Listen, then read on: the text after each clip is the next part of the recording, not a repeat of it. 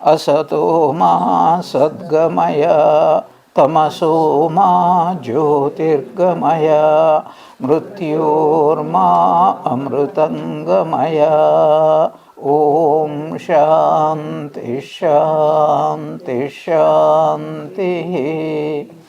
Lord, lead us from the unreal to the real. Lead us from ignorance to illumination. Lead us from death to immortality. Om, peace, peace, peace be unto all. Now we will chant these 4 verses. Om prapanna parijataya totra vetraika panaye gnana mudraya krishnaya gītāmrita duhe namaha.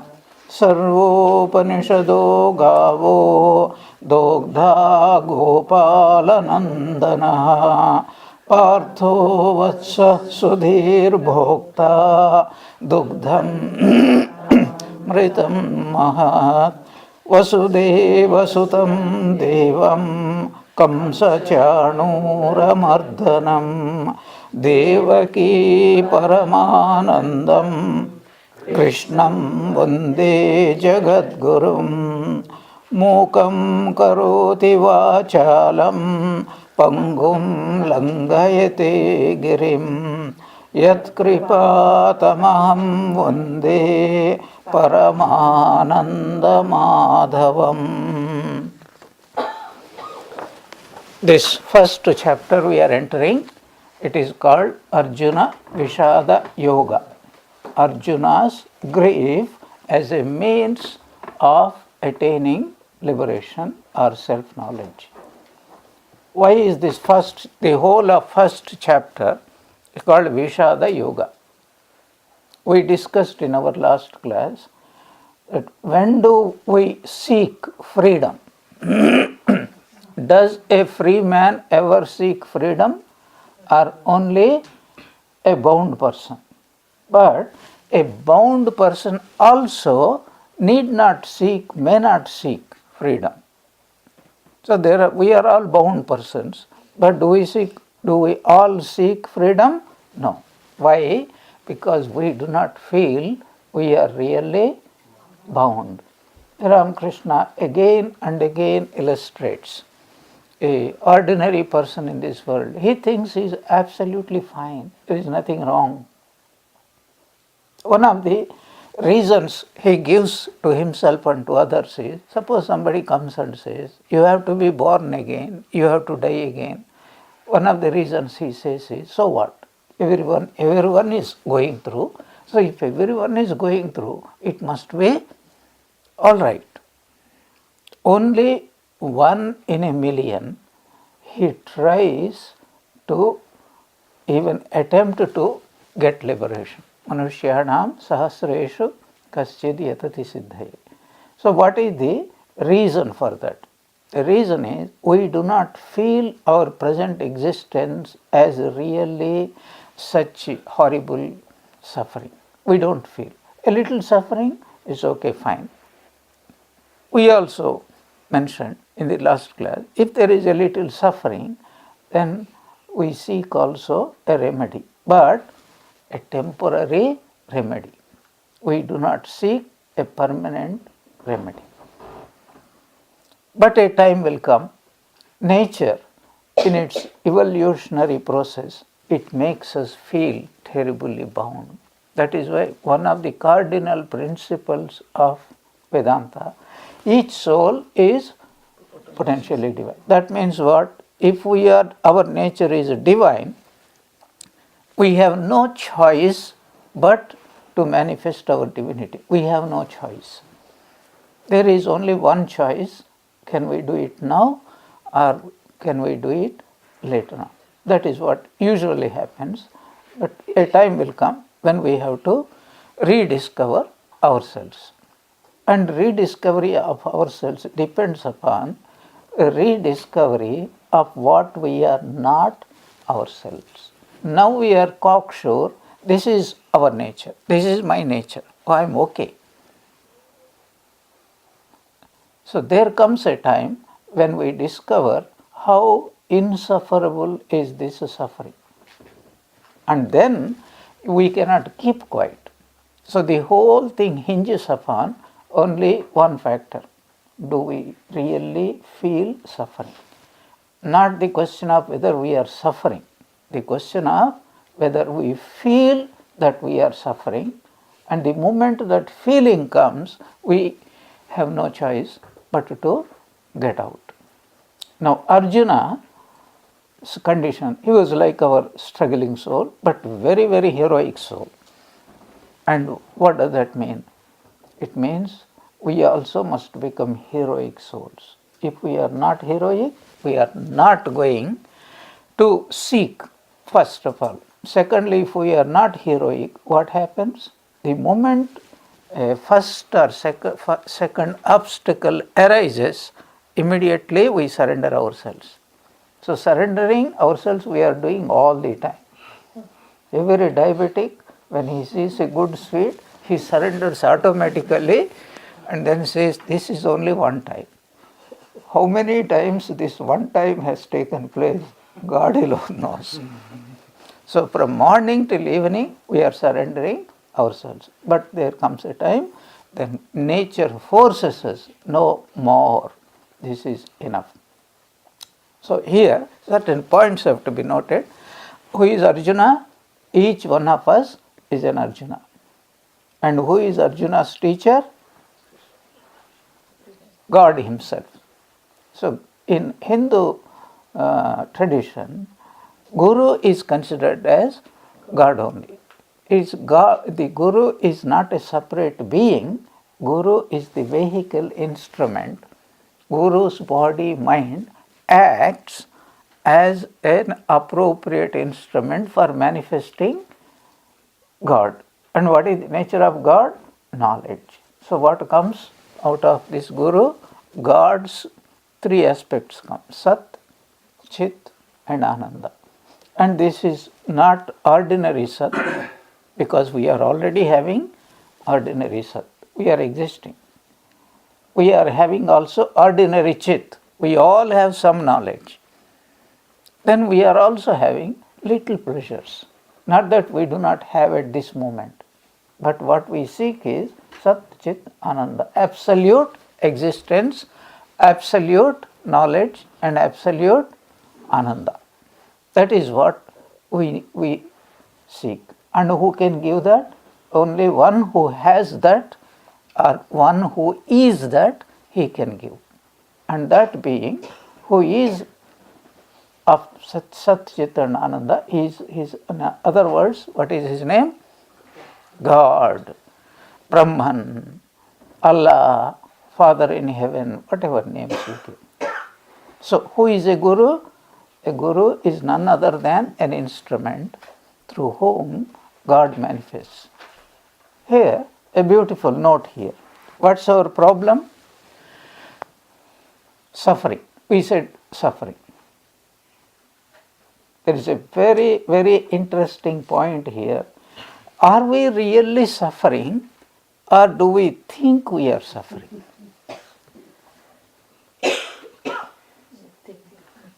We think we are suffering.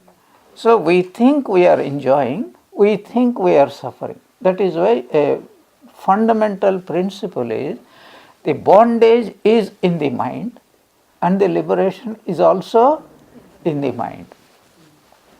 So what do we mean by bondage? So bondage here means thought. I am bound. I am suffering. It is a thought. I'll give an example. And as we go further, we will discuss further. Now you had nice dinner and you went to bed and you had a dream. In the dream, somebody is dragging you on cobbled street and people are giving you a lot of trouble. So now, what do you feel? You are dreaming. Somebody is dragging you or beating you, whipping you. How do you feel? Intolerable suffering.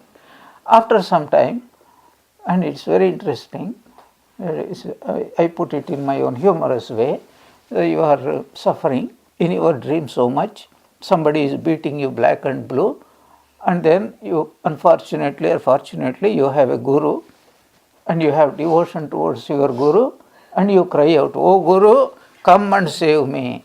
Instantaneously he will be present, he will give you bigger blow than the other fellows who are beating you in the dream. But what this does, when other people are beating us, we feel the suffering. The moment Guru gives such a big blow, that we wake up. And then we say, "What a foolish dream I had." And incidentally, who would have foolish dreams? Only foolish people. So this is what Guru does.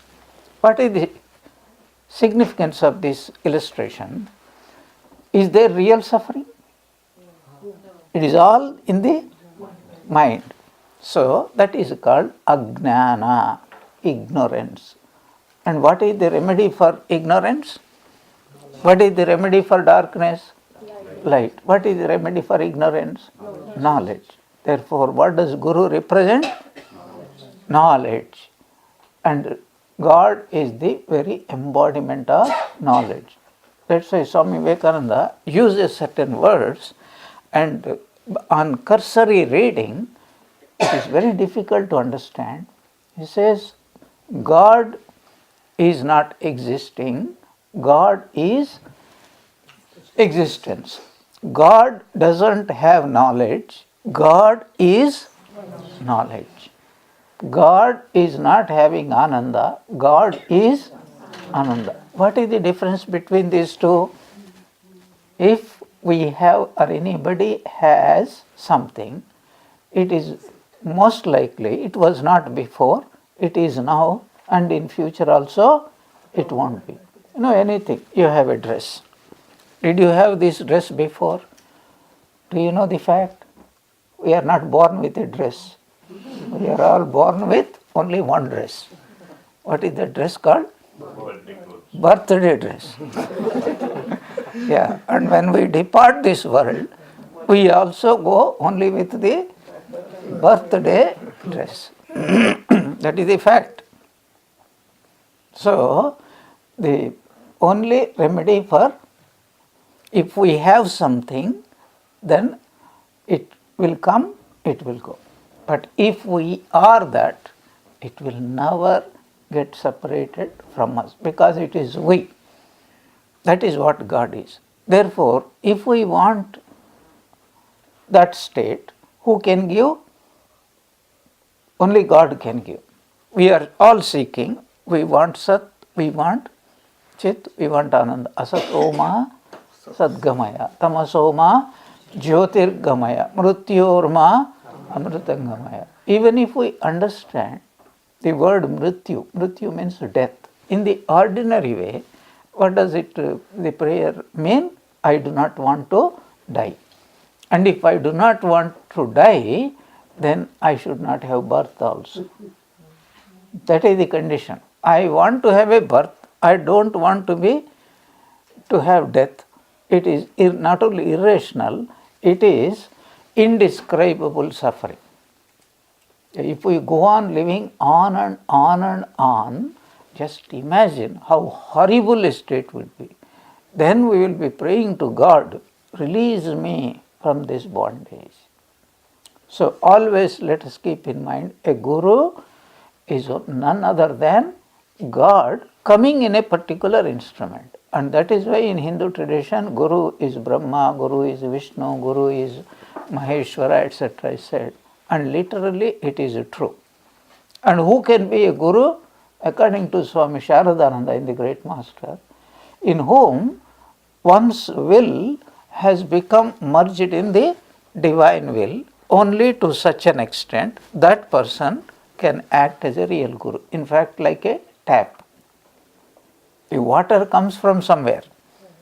But the tap should not think that without me, the sun will not rise. There will be no water. You know the famous story, there was a village, there was a cock. And you know the relationship between the cock and the sunrise. When before the sunrise, the cock crows. So one cock became arrogant and say, so it got angry with the villagers. I will see that the sun will not rise tomorrow. I will not simply crow. But to its great shock, it found that the sun had risen. Yeah. If anybody thinks I am giving knowledge, then that person is like that foolish fellow. Yeah. A true person, a person who got real knowledge, he would never think. That's why in Sanskrit there is a beautiful expression, Vidya dadati vinayam. Knowledge always fosters humility. What is humility? To think I am nothing, it all belongs to God. Okay. So each one of us must become an Arjuna. Now this Bhagavad Gita was born in a battlefield. And what is the battlefield? The fight between the mind and the mind.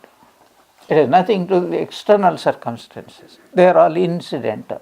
The real fight goes on within our mind. And what is the mind consisting of? Two factors, two opposing factors, like darkness and knowledge. What are they? Good tendencies and evil tendencies. Beautifully expressed, dharma and adharma. Righteous and evil, good and evil. This fight is going on all the time. But what is our problem? Not that there is no fight going on within us now, but we surrender ourselves to the evil at the very outset. But a time will come when each one of us become like Arjuna. And then, who is Arjuna here? The person who became awakened and then surveyed the situation, assayed the situation, and then he says, I am surrounded by enemies. I must fight. But when he discovers, he feels he is helpless. He feels he is totally helpless. But he also discovers, I may be helpless, but there is someone who can fight on my behalf. This is called self-surrender. And who was that? In this case, Krishna. Krishna means God. So God means knowledge, embodiment of knowledge. Only he can fight. So each one of us, first of all, must rediscover the problem. Even if my neighbor discovered that problem, it is not going to help me. Second, I must also find my helplessness. Then lastly, I must find out somebody who I know definitely can help me, surrender myself to him, and then I can become free. Now surrendering myself to one, some people have objection. Why should I surrender? I am an individual. Here surrender means you surrender your weakness to strength. Surrender your ignorance to knowledge. Surrender your evil tendencies to good tendencies. But it's not going to be very easy. There is going to be a great fight. Then each one of our lives must be a preparation for that. In fact, what we say that when a person becomes awakened, all the life that has gone before was but a preparation for that time. It is but a preparation for that time, for that life when he is ready to do what his duty or his battle. And we can help that one. So, the first chapter of the Bhagavad Gita, and how many chapters are there? Let us not forget 18, is called Arjuna Vishada Yoga. Arjuna. We discussed about Arjuna. Who is Arjuna?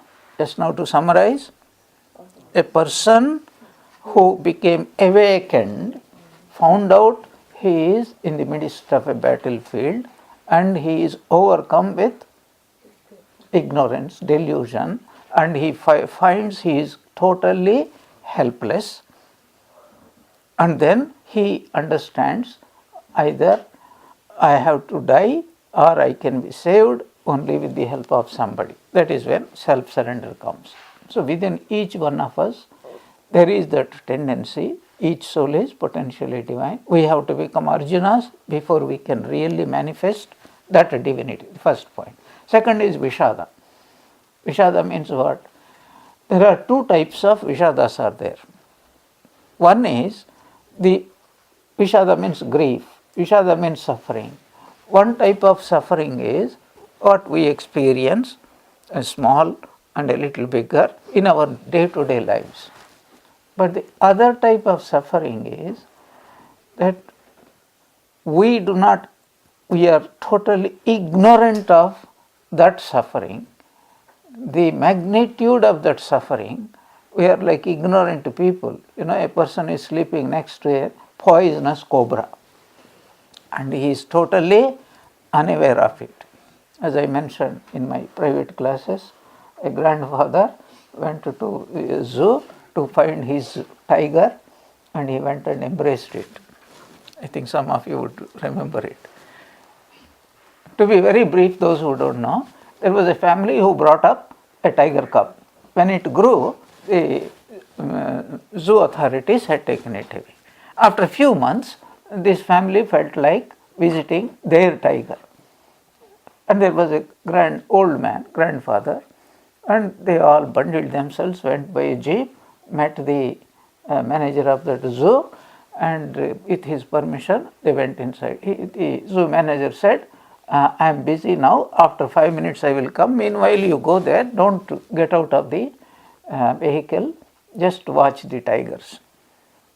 So they went, and this grandfather discovered that the family tiger was lying there looking at him. He could not help himself. He jumped out, ran, embraced the tiger. After 5 minutes, the manager came and he was struck dumb. And the grandfather, after petting his cooing and all that, the tiger, he came back, and then the manager told him, that was not your tiger, that was a wild tiger. The tiger also must have been, two conditions, must have been fed fully, it was not in a mood to eat. The second condition was it was perhaps as shocked or more shocked than even the man. So, we have not discovered that terrible agony of samsara that is called Vishada. What is the third word? Yoga. So, how does Vishada become yoga? So, to our great surprise, we discover that we can never attain yoga unless we go through this awakening and awakening to the immense, unimaginable amount of suffering we are going through, we have gone through in many lives. Without that, we can go through immense suffering.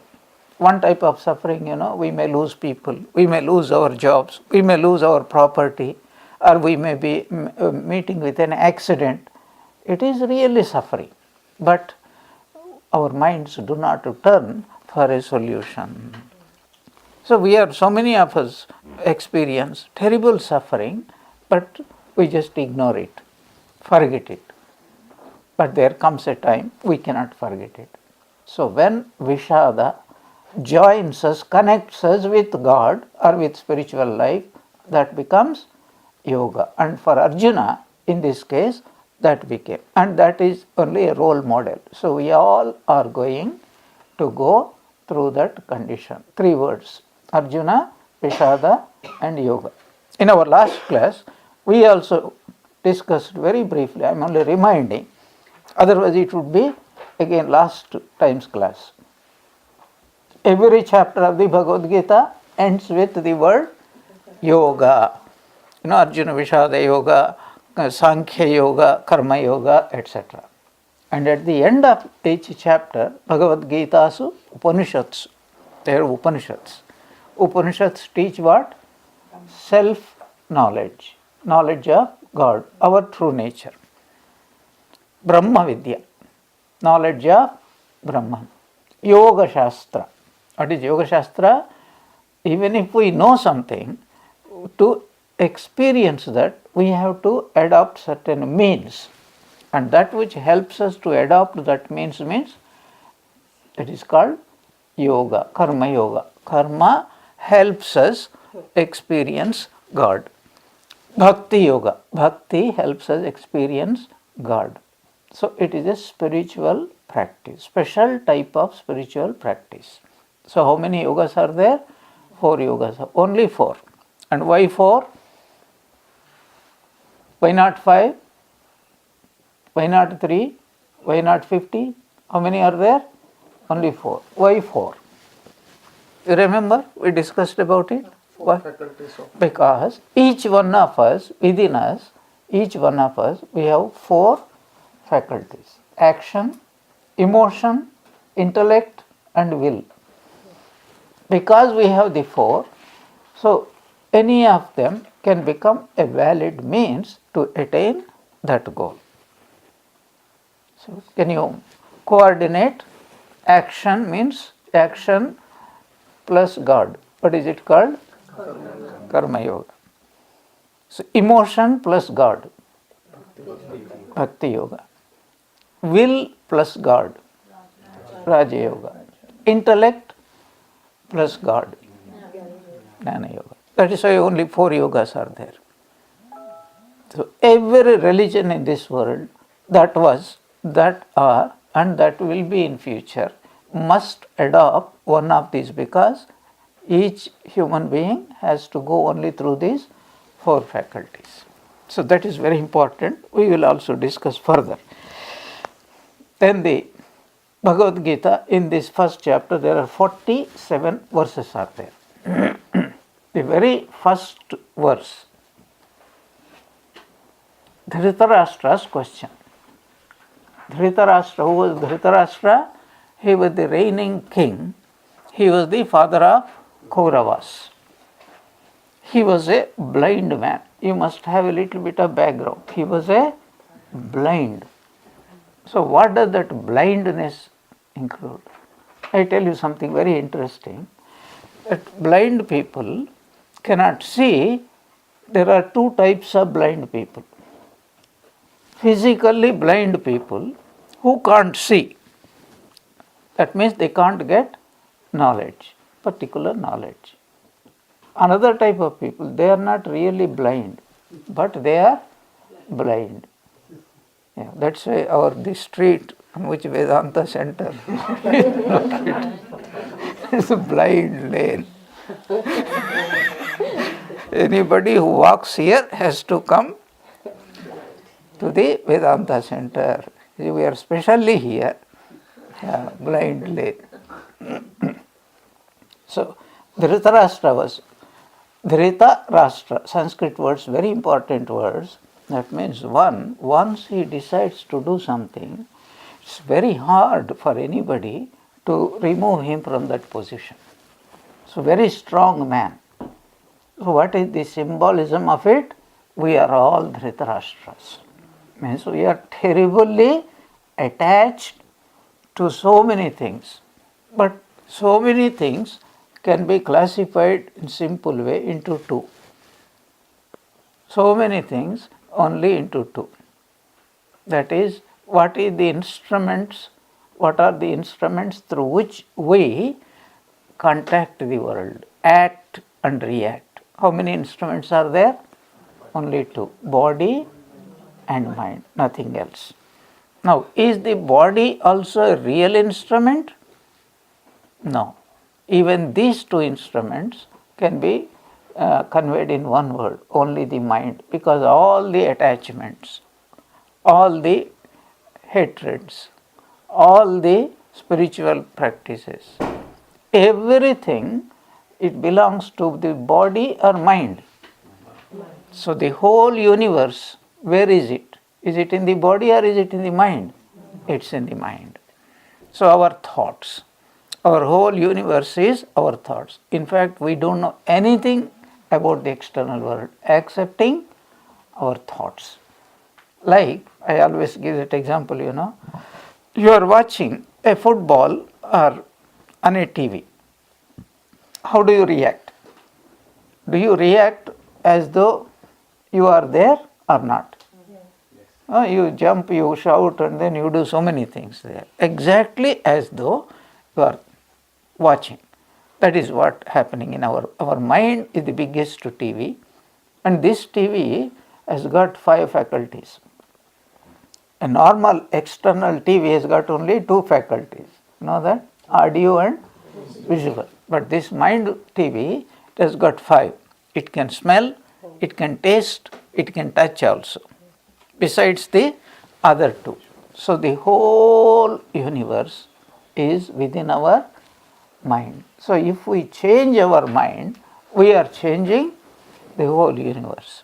At this moment, we are experiencing the world. And when are we experiencing the world? Or is there a time when we are not experiencing the world? You think. That is also a world only. Why do we say it is a world? Because whatever binds is a world. Whatever binds is a world. So, in our waking state, whatever we experience, that binds us. In our dream state, whatever we experience, that also binds us. And how do we know that in deep sleep also we are bound? Because a bound person, you see, every living creature goes through 3 states: waking, dream, and deep sleep. Okay. Are you free now? You are not free. No question. Don't hesitate. Because if you are free, you would not have attended my class. Yeah. Not only that, I would not have taken any class. Because there would be no one. Yeah. Even I will not be there. Okay. In dream, are you bound or are you free? Dream also. So what happens? A bound person is entering into what we call the 3rd state, which is called deep sleep state. And then when he comes back, is he an enlightened person or again bound person? Therefore, by implication, what does that mean? The 3rd state is also a bound state only. All the time we are bound. And where are all those 3 states? They are 3 states of the mind. 3 states of the mind. Here a possible doubt may come. Okay, waking state, mind is there. Dream state, mind, okay. But dreamless state, there is no mind. That's what we think. There is a mind, but the name of that mind is, it is called causal body. That's why we use the word body. Gross body, subtle body, and causal body. Body is a body. Yeah. It is a state of mind, but very, very, very fine state. Very, what is called unmanifested state of the mind. That is why it is called Karana Sharira. So don't think it is a freeze. Otherwise, all of us are Jivan Muktas in deep sleep state. But as soon as a fool goes into deep sleep and comes out as what? But if he had gone into this state of liberation, then he would come out as a liberated soul. This is the logic, and it is true. These ideas require some time to digest. That is why Shravana, Manana, and Nididhyasana. Okay, we are all blind. Dhritarashtra. Why do we say so? Even though we are blind, what does blind mean again? Blindness means we knowingly we choose not to know. We know we are suffering and we choose not to think we are suffering. We know that we have attachments and we choose to ignore that.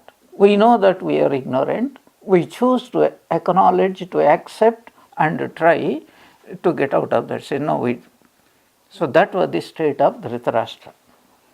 Even though we are blind, deep inside us, there is somebody, something as it were, and it says, pricks and says, you are not doing right, you should be doing right.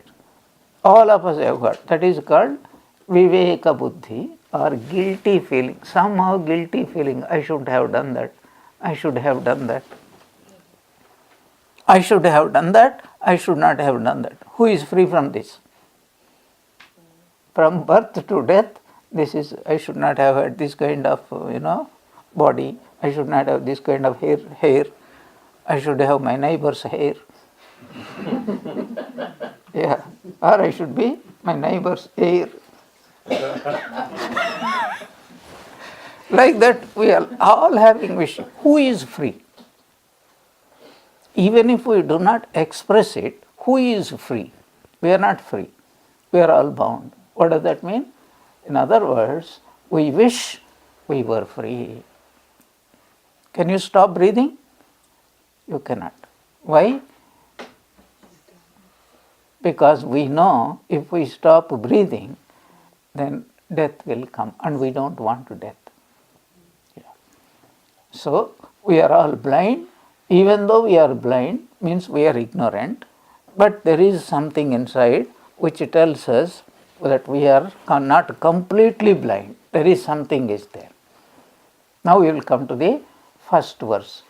Dhritarashtra uvacha. Dhritarashtra said. Uvacha means said. But here he was asking a question. You know the background. The Kauravas and Pandavas have decided to wage a war. And why did this war come about? Very briefly, I am going to make. There was a family. There were two brothers. One was called Dhritarashtra, another was called Pandu. Both had children. What is the problem? Dhritarashtra was very strong, heroic, but he was blind. Pandu could see, but he was suffering from a disease. This is called in Sanskrit also Panduroga. Palsy, call it, the whole body becomes whitish and spots and all this. I think palsy. And this Pandu died very, very in young age because he was not having self-control, etc. According to Indian law, a blind man cannot be a king. But because the family ties were so strong, traditions were so strong, Dhritarashtra, and he was also the eldest, he became the king. And he married one lady called Gandhari. Gandhari comes from the country called Gandhara. Gandhara is the present day Afghanistan. And she was a very chaste person, very strong. So she also, I said, since my husband cannot see, I also don't want to see. So he became a householder and he had 101 children. How many? 101. Usually you only know about 100. Who was the other one? She wished, I have so many sons, I just desire a daughter. And a daughter was also born. And the Pandu, he had two wives, Kunti and Madri. And through them, she had, through through the agency of gods, 5 children, is Yudhishthira, Bhimasena and Arjuna to Kunti, and 2 children through Madri. Who are they?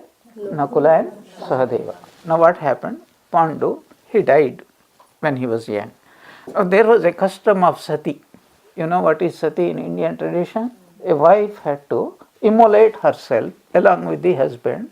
This was an ancient custom.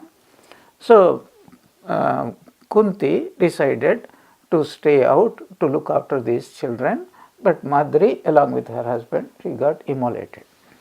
So after that, these children, 5 children of Pandu, they are called Pandavas. Pandu's sons are called Pandavas, and the other party belongs to Kuru Vamsha. Kuru. That's why they were called Kauravas. They were all growing up. There was rivalry And Bhimsena also was very mischief. He dunked Duryodhana many times in the water, etc. There are some, we tend to ignore them. So the Duryodhana, the eldest of the Dhritarashtra's son, was extremely egotistic, arrogant, power mongering, and is prepared to go to any length to obtain his power.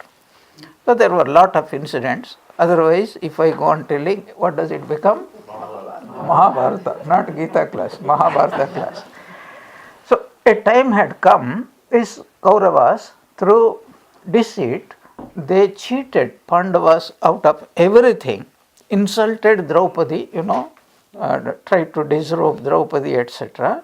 So many things have happened, and they, in the form of dice, deceitful dice, they sent these Pandavas finally to 13 years of forest to stay, 12 years deep forest, 1 year. They should not be found out, they should be in disguise.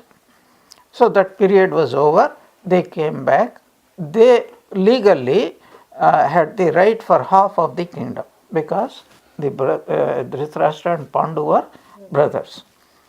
But Duryodhana by that time, he established well entrenched on that throne, and he didn't want to give up. So this Yudhishthira was a peace-loving person, what we call a pacific type of person, pacifism. There is a word pacifism. You know that? So many people do not wish to join the war. They are following the pacifism. We don't want war, violence. So Yudhishthira, he was a unique personality. His other name is Dharma Raja, means he would follow exactly what is absolutely right and moral. So they sued for, they said, you give us our half kingdom? No. You give us a small state? We are satisfied? Said no. You give us 5 villages, one village for one brother? They said no. You give us 1 village? Said no. At least give a little space, 1 house. Then Duryodhana, so-called famous, I have not checked up with Mahabharata, I won't give a space of on the end of a sewing needle. I will not give, means I will give you nothing. Then finally, in desperation, the Pandavas get together and send Sri Krishna as an ambassador of peace. And when he went there, Duryodhana tried his best first to flatter him by inviting him, and Duryodhana, Krishna did not fall for it. Very beautiful story is there. It is very nice to go through it. When he approached Hastinapura, the capital, where Duryodhana was the king, and Kauravas knew through spies Krishna was coming as an ambassador, and Kauravas want Krishna in their basket, bribe. So they all came to bribe Krishna with honor, tremendous honor. And of course Krishna could not say anything, everything was over. Then Duryodhana said, a feast is ready and we will go there. Krishna very adroitly, he said, no, I have come as an ambassador. Until the issue is resolved, it is wrong for me because I can be biased by your treatment of me. I would rather go, and very quickly he escaped and went into whose house? Vidura's house. Now both Vidura and Vidura's wife were greatest devotees of Bhagavan Krishna. At that time it is said, when Krishna reached Vidura's home, Vidura was he was a companion of Dhritarashtra. So he was there. So Krishna went, Vidura's wife was overwhelmed and she wanted to feed him. So she brought out nice bananas. What was she doing? She was peeling the bananas and the inner essence she was putting in the waste paper basket and the peel she was handing over, and he also in his ecstatic mood, he was nicely enjoying the peel. During that time, Vidura came to know and he rushed in and he was astonished to see this sight. This is both Vidura's wife was shedding tears, and Krishna was also in an ecstatic state, and this was what all the nice things or prasadam, or it may be deliberate. Vidura will come, my devotee, and I will give him prasada. My child cannot digest these peels and all those things. So that was the story. Next day he went, and Duryodhana did not agree. On the other hand, he wanted to kill Krishna. There was an attempt. So there was a trap. Krishna was made to sit on the trap. And if Duryodhana presses a switch, then it will go into somewhere deep down and he will never come out. So Duryodhana thought he could do trick. But this he did not know was Krishna. He showed Vishwarupa. So the story goes. Vishwarupa means universal form. He was growing and growing and growing. And everybody became like, what is that story? Everybody puts like Lilliputs. So everybody was frightened to see. And it was said, even Dhritarashtra had seen the Lord in that form. That is when the teaching comes into the fore. And then Duryodhana could not do anything. Dhritarashtra could see. It is said he prayed, "O Lord, after seeing you, I do not wish to see the sinful world. So you give me back my blindness." So he became normal person. But the point here, even though he had that vision, universal vision, his nature has not changed. Even though Arjuna had the universal vision, his nature had not changed. On Kalpataru, on 1st January 1886, Ramlal, the nephew of Sri Ramakrishna, had a vision of his chosen deity. He did not change. His behavior went on in the same way. Arjuna himself, later on, he forgot the entire Gita teaching. So, it is a glad news for all of you. Don't feel guilty. Arjuna himself had forgotten. If you have forgotten, it is nothing to worry about. How do we know? Because after the war was over, Arjuna requested, "I have forgotten all these things, so you please teach me again." He said, "I can't give you the entire thing. I was in a very high state of yoga at that time, but I will give you the essence of it." So that special teaching is called the second Gita. So that's why it is also titled as Anu Gita. In Mahabharata itself it comes, Anu Gita. So I narrated this story. Now coming back to the real story, Duryodhana, he did not reform, he didn't want to give anything. Sri Krishna came back, and then they decided they will go to war. Then both parties were preparing for war. Then Arjuna was made the commander-in-chief. The days dawned and he went. And then what happened? You know that story, did I mention it earlier? In those days, there was this custom that if there is somebody famous, both and two parties are warring, both of them go to that person and beg, "You have to take our side, you have to take our side." It's a very symbolic, significant, meaningful story. So what happened? Sri Krishna was at Dwarka and he was a very powerful person. He had a very strong army.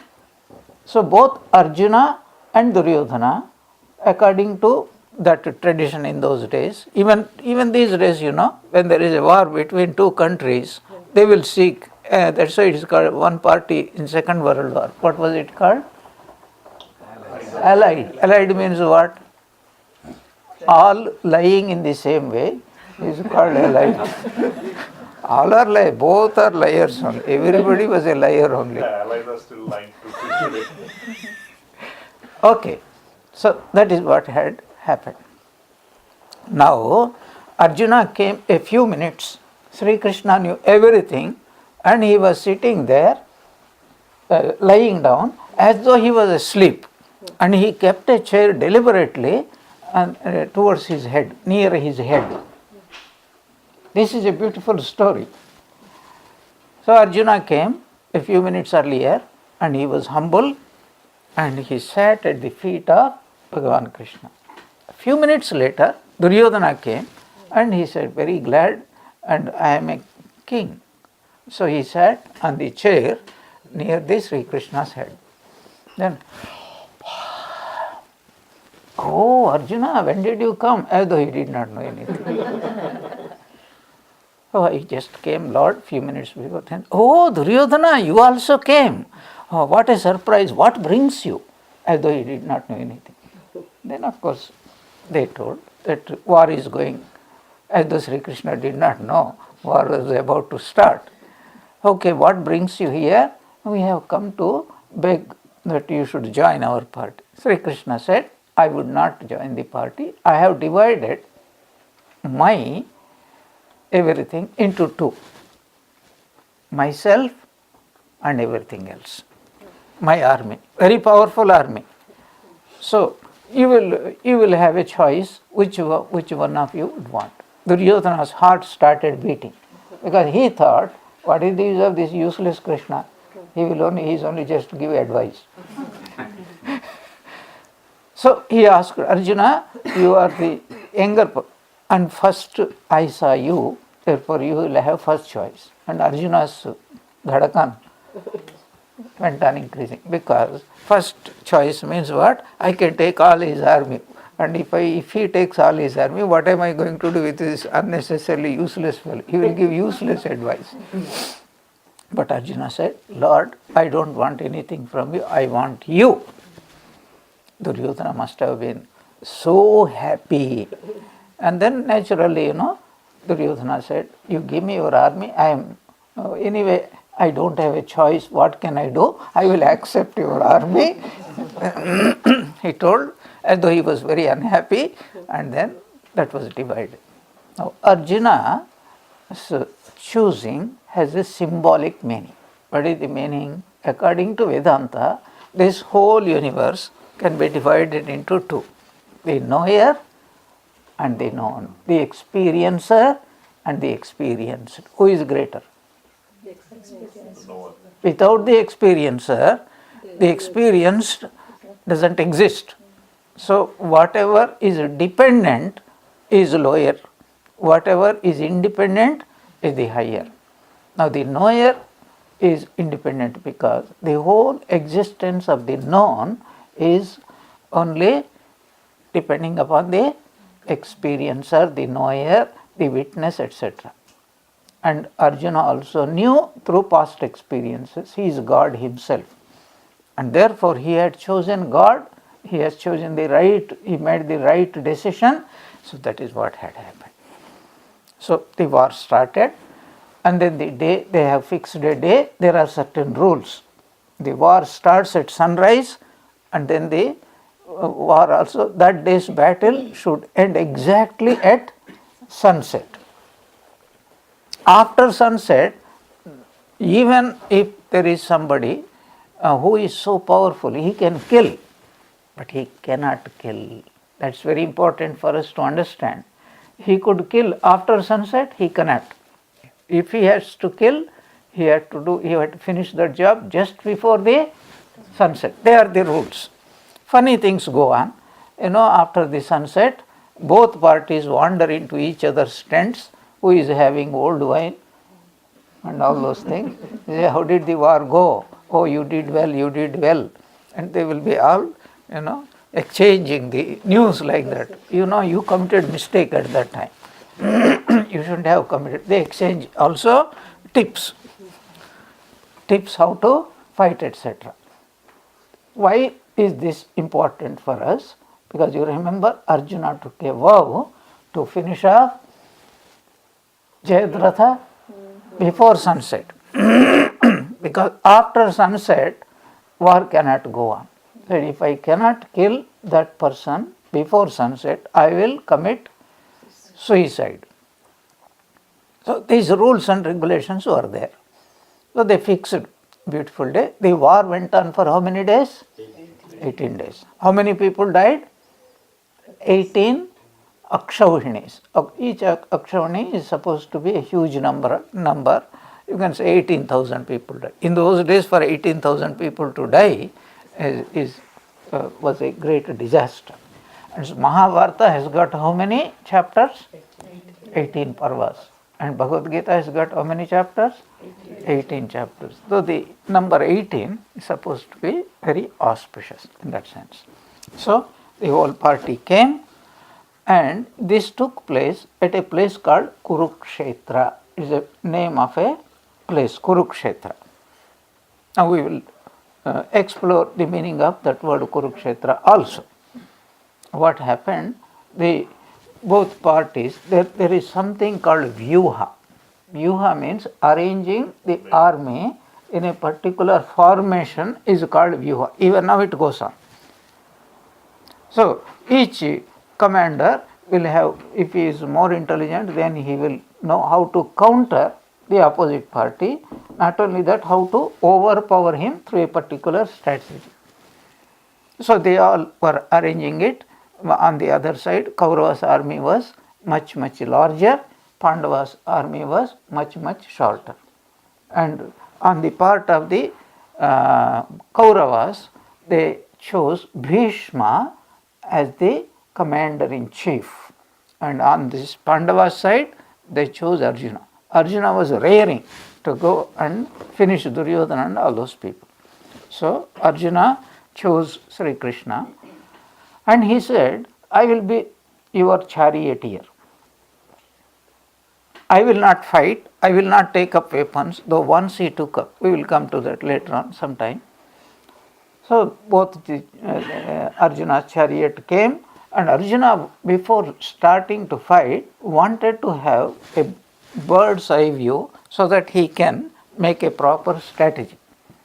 So he requests Krishna, take me in between these two armies so that I can have a good idea about our army as well as the other army. Senayoh ubayoh madhye ratham sthapaya me achyuta. O Krishna, so that I can have a good look. And Krishna took him and placed the chariot where he could see the important personages in the opposing party. That is Bhishma, Drona, Kripacharya, Duryodhana, Ashwathama, etc., etc., etc. Here also interesting was Karna was not there. As Karna and Bhishma were terribly opposed. So Karna thought Bhishma insulted him. So he told, so long as Bhishma is the commander-in-chief, I am not going to step. I will come to fight not under Bhishma, but as the commander-in-chief. Even Duryodhana could not persuade him to go and do these things. Anyway, so he was sidelined, he was there. What did Krishna do? He took the chariot, and Arjuna, see, here is their armies, look at them. And Arjuna saw. Whom did he see? Tatra Pashyat Pitrunata Pitamahan is what is called close relatives, like fathers, like grandfathers, like cousins, like uncles, all the people. Now what happened? Arjuna was raring to go and find out and then assess the situation and find out an array, and then he could fight and annihilate them to the best of his capacity. But the moment he looked, a terrible transformation had taken place. What was the transformation? That his whole mind changed. The man who came to fight, now his whole idea has changed. I don't want to fight. Why doesn't he want to fight? We will discuss that point later on. This was the situation. Now here, Hastinapura is the present day Delhi, and Kurukshetra is a long distance. The battle was taking place in Kurukshetra, that place called Kurukshetra. And Dhritarashtra, all his sons, all his relatives, most of the people were gathered on the battlefield. Now Dhritarashtra was anxious to know what was happening. Now what happened? There was a companion, what is called charioteer called Sanjaya. He was very close to Dhritarashtra, both Vidura and Sanjaya. Now what happened? Vyasa, and all these were children of Vyasa. You know that? The entire Kauravas and Pandavas, whose grandchildren? Vyasa. Yeah, that story, later on we can tell it. It's a very interesting story. Vyasa had given a boon. I will give you a special vision so that Sanjaya could sit at Hastinapura by the side of Dhritarashtra and observe what was all that was happening and then describe it to Dhritarashtra. That boon he got. And then Dhritarashtra opened the question. That is the first verse of the Bhagavad Gita. What was it? Dhritarashtra uvacha. Dhritarashtra asked. Uvacha means said. Uvacha means a statement. But here it is not a statement, it is a question. What said?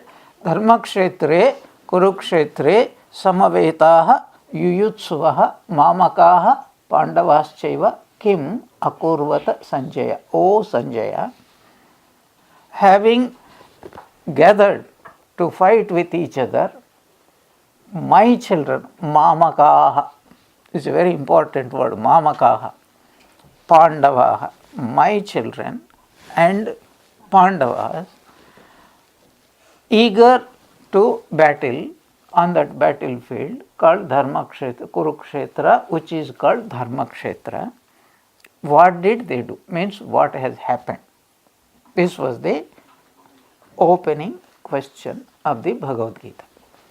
Now, in today's class, few minutes we will dwell, and next class also we will be doing it. What was the opening words? Dharma and Kshetra. These are the most symbolic, significant words in the whole literature of spiritual life. Dharma and Kshetra. First, Kshetra means cultivable. Kshetra means cultivable. That which can be, that's why Kshetri, I don't know, some people use it, you know. A cultivator is also called a Kshetri. We use that word more popularly in another context. Punya Kshetra means a holy place. This holy place means what? You can do something in that holy place. You can cultivate holiness in that holy place. Suppose a donkey goes to a holy place. Will it be a holy place? No. Any pilgrim who goes to a holy place, he has the wonderful opportunity to do something about it. Okay, we will come to that. Kshetra means what? A field. Kshetra means a field. A field is useless unless it is cultivated.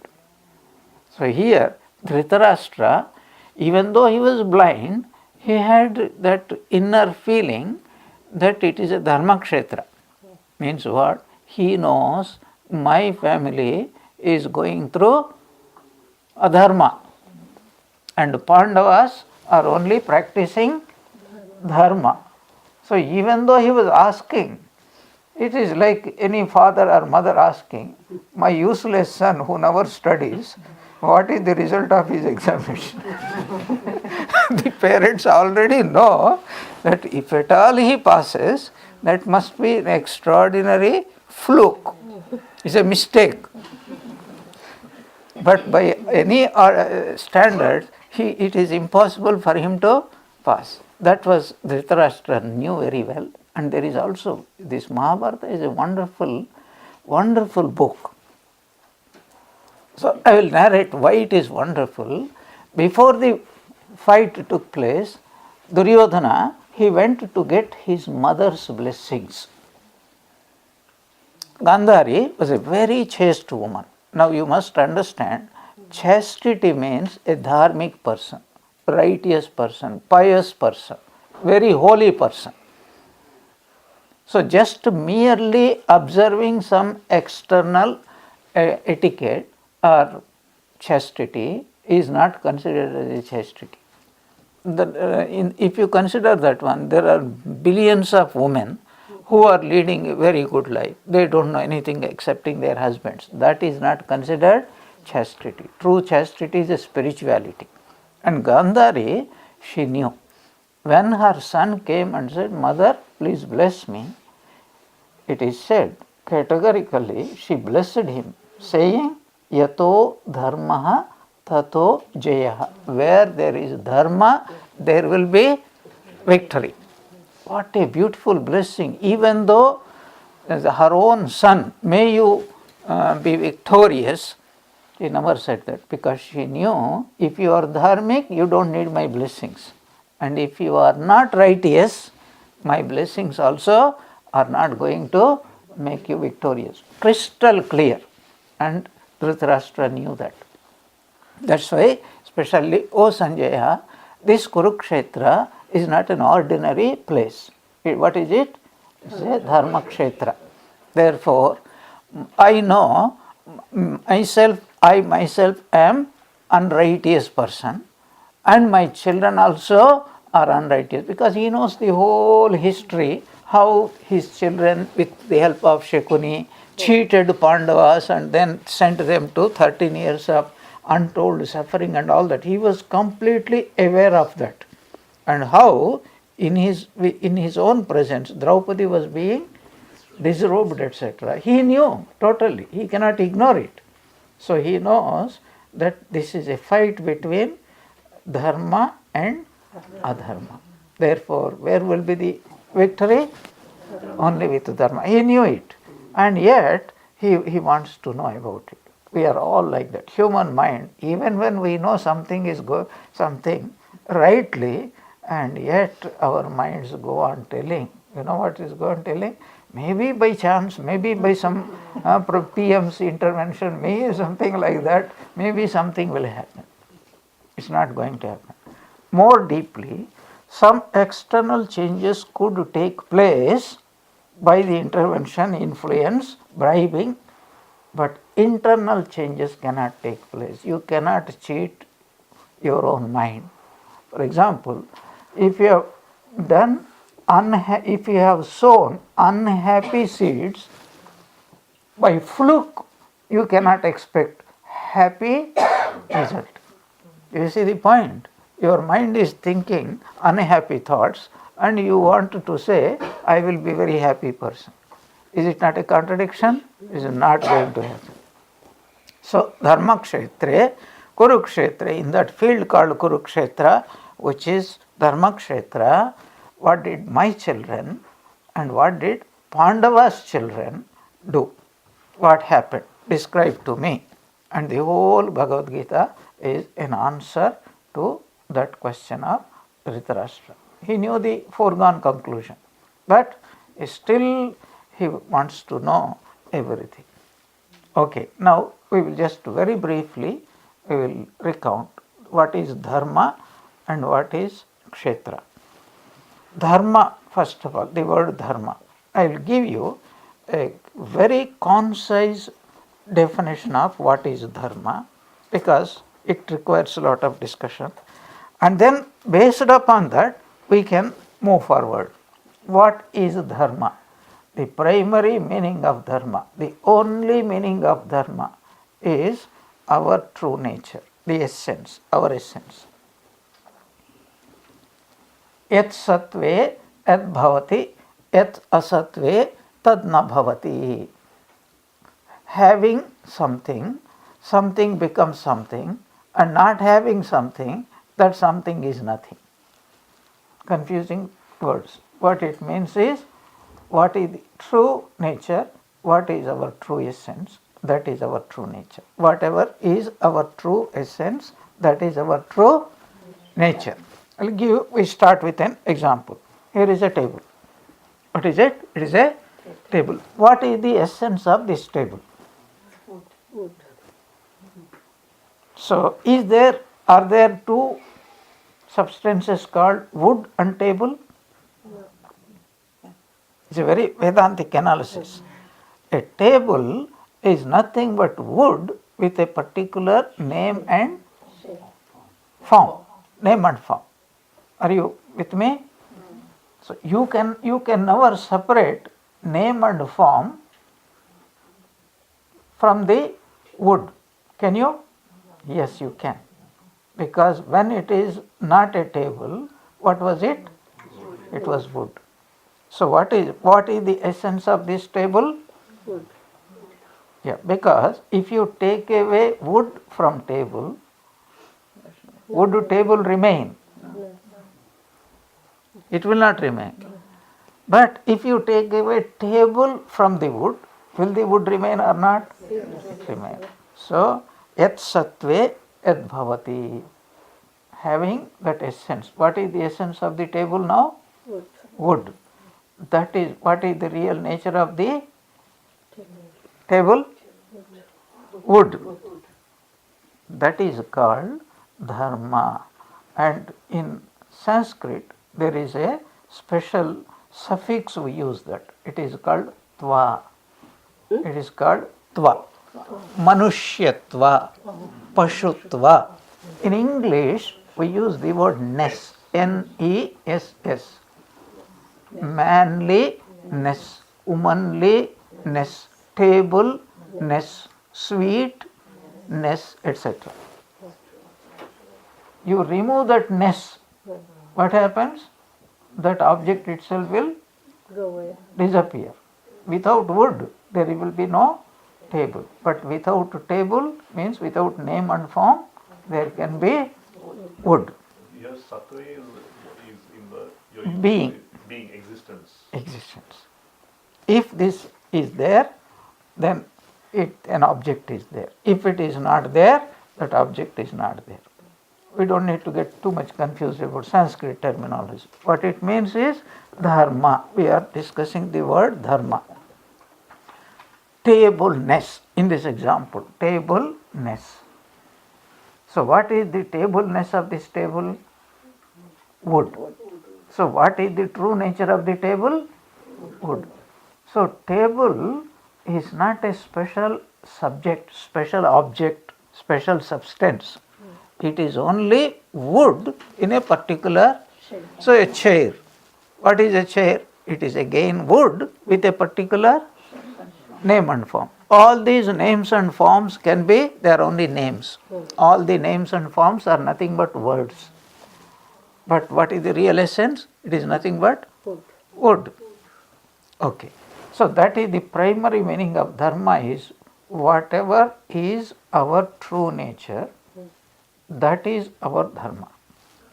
We will discuss, as I said, further when the time comes, but this is the best. This is the primary meaning, this is the only meaning. Then there are secondary meanings, only one secondary meaning, which can be expanded into many other subsidiary meanings. What is that meaning? Whatever helps a thing to retain its real nature is the secondary meaning. So, what is the primary meaning? The essence of any object is its dharma, real nature. What means? Its true nature. What is the secondary meaning?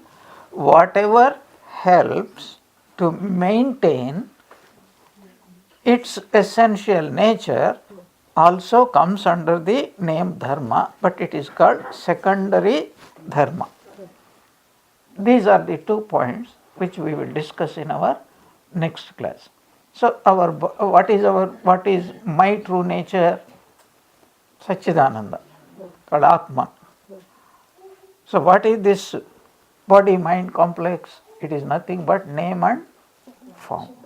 And anything with name and form are accidental characteristics. Accidental because that which happens for a short time comes and then goes, disappears, appears and disappears. That is called accidental. Okay? Before the birth, was there this body? No. It was not there. After death, will it be there? It will not be there. Same rule applies also to the mind, though it lives for a long time. But there was a time when there was no mind. And there would be a time when there would be no mind. So simply, when we attain liberation, when we know that we are Atman, will there be a body mind? No. It won't be there. That is called liberation. Liberation means what? A thing which not to have any objectiveness is called liberation. What is objectiveness? Experienceability is objectiveness. These are concepts we will discuss further. What is an object? Whatever we can experience is an object. And whatever we experience is not me. Is not me. If you experience a table, are you the table? Yeah. And if you experience a house, are you the house? No problem. We understand it. But confusion comes when I experience my body, then we don't have that discrimination. You say, this is me. And not only with body, with children. Is the experiencer subject then? Yes, experiencer is the subject, which is called pure I. Which is called pure I. So we all have two eyes. We say, I know myself. But to be explicit, I know my body. I know my mind. My mind is disturbed. We say, my mind is restless. Nobody says, Swamiji, your mind is restless. What is the remedy? Everybody says, my mind is restless. The moment we use my, it is separate from us. Okay. Important point we discussed, Dharma. What is two meanings? Primary meaning of Dharma is my everything's true nature. Essence, and true essence means true nature. And true nature means it cannot be anything else. Even for a second, oh, I forgot I am so and so. We say that, but when I forget that I am the Atman, do I become non-Atman or do I still remain Atman? That is called moha, delusion. Delusion means even though no change takes place in my true nature, but in my mind, all the changes are taking place. And the whole Bhagavad Gita is a teaching how to get rid of all these delusions. So as I mentioned last class, if you have headache, what is the ultimate remedy? Get rid of the head. If you have got toothache, what is the ultimate remedy? Get rid of the tooth. And if there is a mind problem, what is the ultimate solution? Get rid of the mind. Getting rid of the mind means not identifying with one's own mind. This is the point, because that is Dharma Kshetra, the whole Bhagavad Gita starts. We will discuss further implications because there are so many what is called subsidiary meanings of Dharma, Varna Dharma, Jati Dharma, Ashrama Dharma, Kula Dharma, then what is called Desha Dharma, then even there is one Dharma called Apad Dharma. There is one Dharma called Marriage Dharma. You know what is marriage Dharma? A man wants to marry a girl. And what is Vivaha? This is where Vivaha Dharma comes. So it is funnily said, by hook or crook, by kidnapping or telling lies, you can do that. Yeah. So this is called Vivaha Dharma. There is so many ways. Gandharva Vivaha is there. Horrible things are there everywhere it is there. Every time it is there. But we won't discuss those nasty things. What is important is this Dharma is so confusing a word. But today we have this honed. What is the word? Only one meaning. Dharma means ness, my true nature. And so what is the secondary meaning? Whatever helps me to maintain my true nature, that is the right thing to do. Real Dharma. So that is where society Dharma, and then family Dharma, then what's called job Dharma, national Dharma, society Dharma, religious Dharma, All these things will play important role. Why? Because we are all part of that infrastructure. We will discuss these things in our next class. Om Vasudevasutam Devam Kamsachanuramardanam Devaki Paramanandam Krishnam Vande Jagadgurum.